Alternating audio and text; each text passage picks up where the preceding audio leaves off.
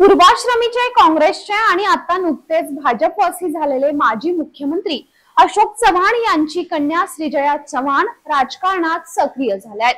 श्रीजया यांच्या रूपाने चव्हाण कुटुंबातील तिसरी पिढी आता महाराष्ट्राच्या राजकारणात सक्रिय होतीये। दिवंगत शंकरराव चव्हाण यांचा मतदारसंघ म्हणून ओळख असलेल्या भोकर मतदारसंघातून श्रीजया विधानसभेसाठी इच्छुक असल्याच्या बातम्या आहेत। त्या सगळ्याच पार्श्वभूमीवर जाणून घेऊयात श्रीजया यांच्याबद्दल। नमस्कार, मी भाग्यश्री आणि आपण पाहत आहात बखर लाईव्ह।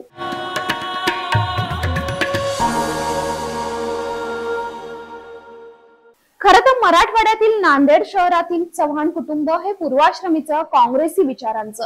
दिवंगत शंकरराव चव्हाण हे काँग्रेसचे निष्ठावंत कार्यकर्ते, वडिलांचा वारसा घेऊन राजकारणात आलेले पूर्वाश्रमीचे काँग्रेसचे पण आता नुकतेच भाजपवासी झालेले माजी मुख्यमंत्री अशोक चव्हाण हे देखील अगदी काल परवापर्यंत कट्टर काँग्रेसी कार्यकर्ता म्हणून ओळखले जात।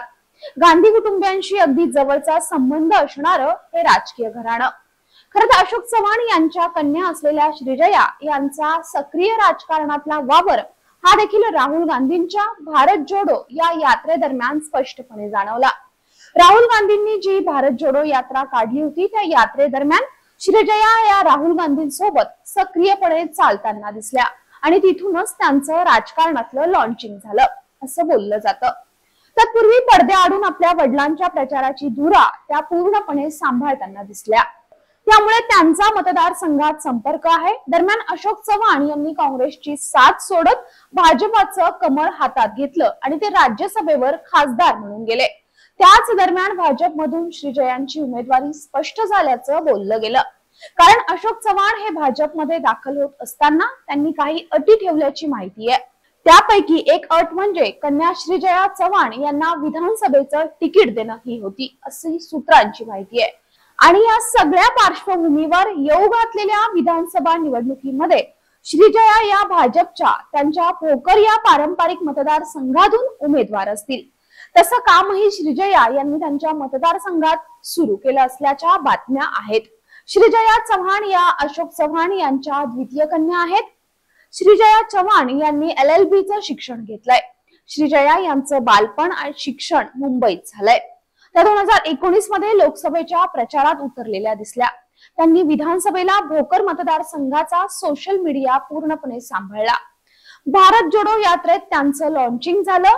श्रीजया चव्हाण यांनी आजपर्यंत कोणतीही निवडणूक लढवलेली नाही, मात्र पडद्यामागून काम करण्याचा त्यांचा अनुभव असल्यामुळे येऊ घातलेल्या विधानसभा निवडणुकीत त्या भाजपाकडून उमेदवार असण्याची शक्यता आहे।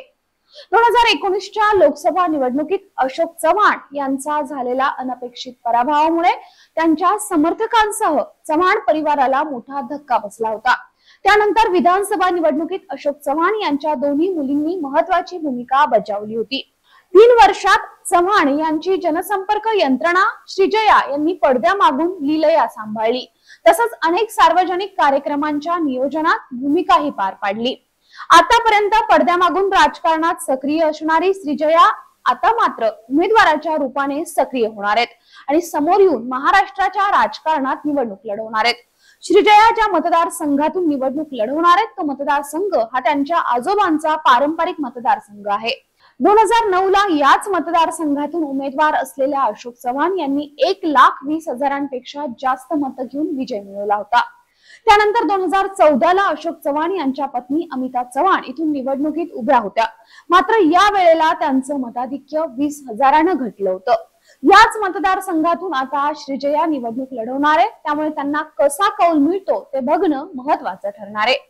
हा व्हिडिओ जर आवडला असेल तर लाईक करा, शेअर करा, आमच्या चॅनलला सबस्क्राईब करा। तुमच्या प्रतिक्रिया आमच्यासाठी महत्त्वाच्या आहेत, त्यामुळे कमेंट नक्की करा। धन्यवाद।